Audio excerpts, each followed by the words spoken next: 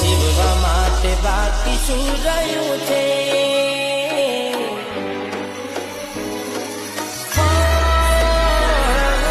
મતલબ ના રહ્યો કોઈ મારા જીવવાનો, ના વિચારું એવું થઈ ગયું છે. સાચું તો ભગવાનથી મોત માગી લીધું એ મારા ના થયા.